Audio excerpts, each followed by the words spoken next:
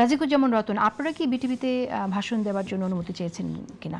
আমরা 5 তারিখে একটা চিঠি যখন শুনলাম যে রাজনৈতিক দলগুলোকে এবার রাষ্ট্রীয় প্রচার মাধ্যমে কথা বলার সুযোগ দেওয়া হবে, তাদের ইশতেহারটা প্রকাশ করার জন্য বা প্রচার করার জন্য সুযোগ দেওয়া হবে, আমরা একটা চিঠি দিলাম যে শুনেছি এরকম। 5 তারিখে চিঠি দিয়েছি এবং তারা রিসিভ করে নিয়েছেন। আজ পর্যন্ত তার কোনো রেসপন্স নেই। আজকে যখন তাকে টেলিফোন করা হলো, তারা বলে চিঠিটা তো পাইনি আমরা। যখন আমরা বললাম আপনি তো রিসিভ করে নিয়েছেন, পাননি মানে? রিসিভ করে নিয়েছেন, তারপর আমরা মেইল করেছি সচিবের কাছে, এখনও পাননি আপনারা? বলে ঠিক আছে আমরা দেখছি। ইতিমধ্যে পত্রিকায় আমরা দেখলাম যে কয়েকজনের নাম তাদেরকে ভাষণ দিতে বলা হবে। আচ্ছা, জাতির উদ্দেশ্যে তারা ভাষণ দেবেন, এটা তো নির্বাচনী ইশতেহার তারা ঘোষণা করবেন অথবা পাঠ করবেন, জাতির উদ্দেশ্যে ভাষণ দেওয়ার মতো করে তারা দিচ্ছেন, দিক, অসুবিধা নাই।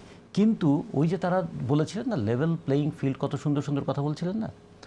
এখন আমরা দেখলাম যে ডিসঅনেস্ট আম্পায়ার ফিল্ডটা লেভেল থাকলেও কিন্তু খেলাটাকে ভালোভাবে পরিচালনা করবে না। এখন তো আমাদের লেভেল প্লেয়িং ফিল্ডের চাইতেও আম্পায়ারের কথাটাই বেশি ভাবতে হচ্ছে।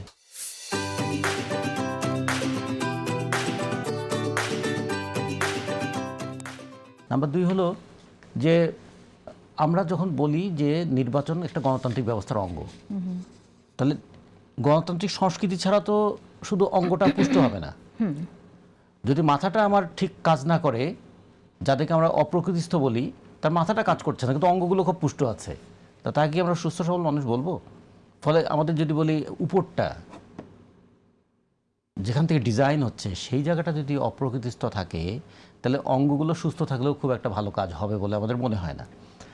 আর আরেকটা বিষয় আমরা একটু খেয়াল রাখতে চাই যে এই যে নির্দেশ দিচ্ছেন, আরপিও সম্পর্কে নানা কথা বলছেন, আরপিও যদি ভায়োলেট হয় তাহলে কি ভূমিকা পালন করছেন?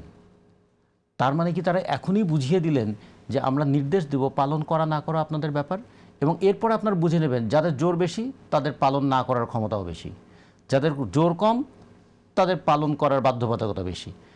আর একটা হচ্ছে, এটা হলো সাংগঠনিক জোর, আর একটা হচ্ছে স্নেহের জোর, যে যাদের প্রতি স্নেহ অবিরল ধারায় বর্ষিত হয় তাদের সব কিছুই মাফ হয়ে যায়।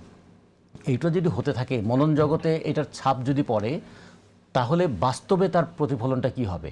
নির্বাচনের আগেই যদি নির্বাচন বিতর্কিত হয়ে যায়, নির্বাচনের আগেই যদি নির্বাচন সম্পর্কিত মানুষের মধ্যে কনফিউশন তৈরি হয়ে যায়,